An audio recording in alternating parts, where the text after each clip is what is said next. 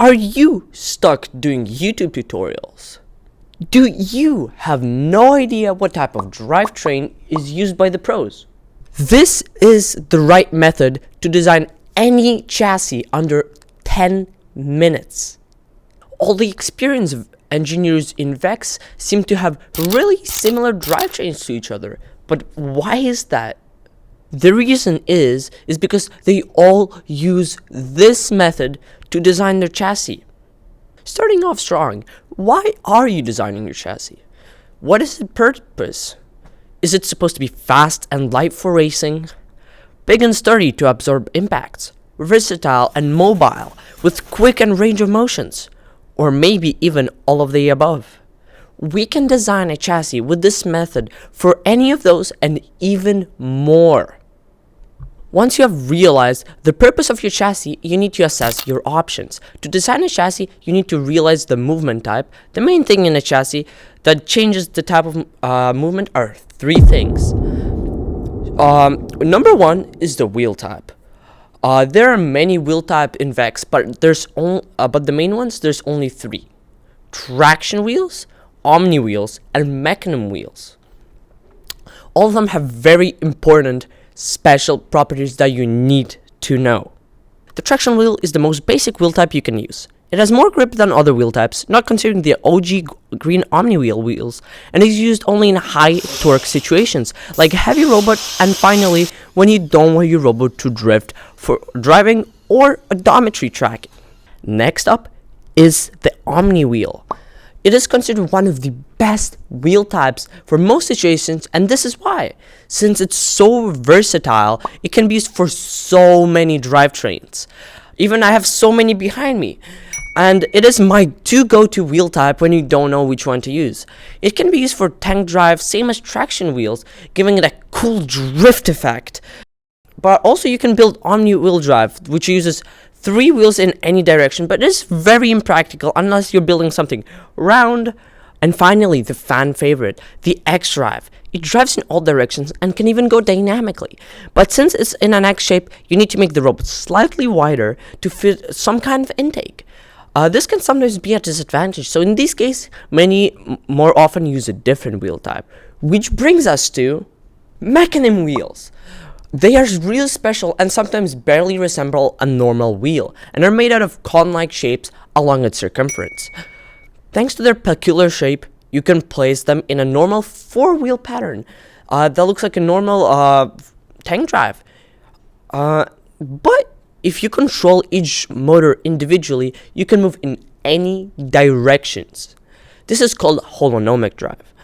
Unlike X-Drive, this sometimes can make your robot more slim and compact, while having more room for your intake, since it doesn't require its wheels to be angled.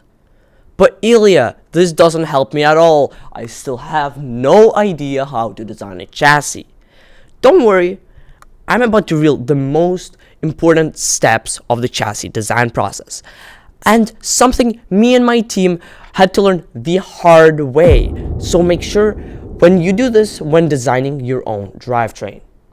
Once you have decided upon which wheel type you need, you once again have to make a huge decision, which impacts a lot of your robot, how you play and how much skill you need to drive, and even changes how you face offensive robots. Speed and torque. I am speed. You need to understand the objective of your robot very well. Will it be a fast, light robot and is always on the fence and evading other robots with high speed and low torque? Is your robot required to carry a lot of weight or push other robots? Is it something that's a blend of both? You can easily adjust all of that with 2 simple things, so you can get the perfect chassis for your dream robot. Most people don't talk about this much, but wheel size is crucial for the drivetrain. Smaller wheels mean more torque, goes significantly up, as well as your acceleration from 0 speed to max is more instant than bigger wheels. But this does come with a disadvantage of not being able to traverse variable terrain with varying heights, as well as the max speed will be slower than it usually is. And this is why monster truck have bigger wheels. On the other hand, bigger wheels will have you zooming on the field once at top speed, even though it takes slightly more time to reach there. But once you're up, you'll go way faster. But they are way better at traversing terrain and can help you get over terrain. But keep in mind, this can also be a nuisance if your chassis is too high, which causes you to climb on top of the scoring objects like rings or spheres, which can make you more prone to driving more or around them rather through them. But with the next part of your chassis will be taken a step closer to the veteran designers in Vex. Just a quick disclaimer, if you're enjoying this video so far, please consider subscribing or at least like and comment what you think I missed in this video. Now, on to the next part. Gear ratios. Everybody always says, keep in mind gear ratios. It is always recommended to keep your torque and speed in mind, so once you have the wheel type and size, you need to understand what load your robot might take and how big of a risk you're willing to take. Bigger gears make smaller gears rotate faster with less torque, and adjacent gears will always rotate the other direction. So for example, if you have one gear rotating clockwise, you'll have the other wheel rotating counterclockwise. But bigger gears make smaller gears faster with less torque, and adjacent gears will always rotate towards each other. A small gear, on the other hand, will gear down the bigger gear to go slower with less speed, but it will have more torque. Usually, you want to have just a little bit over the torque you need so you can go as fast as possible. Speed is defined by RPM, rotations per minute, of the wheels. In pushback, for example, you probably want to have some kind of high torque, slow and heavy drivetrain that can easily push other robots so you can take control of scoring areas. A good drivetrain should always have braces.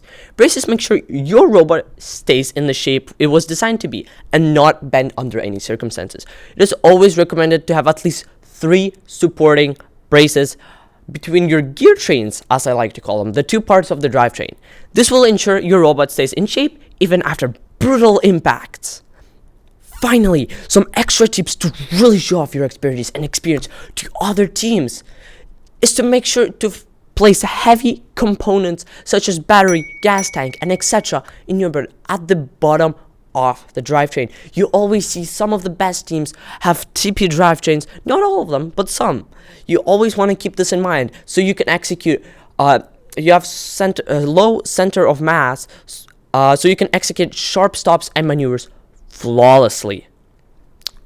Adding some space for one geometry wheel is a great way to add the cherry on top, or trying to fill up some caps onto those pesky crevices of the Omniwheels to prevent your robot from getting pushed easily to the side. If you enjoyed it, please support me by subscribing, like the video, comment by boosting the algorithm so other people can benefit from this video. It's fast, it's free, and you can always undo this later. Thank you, catch you later.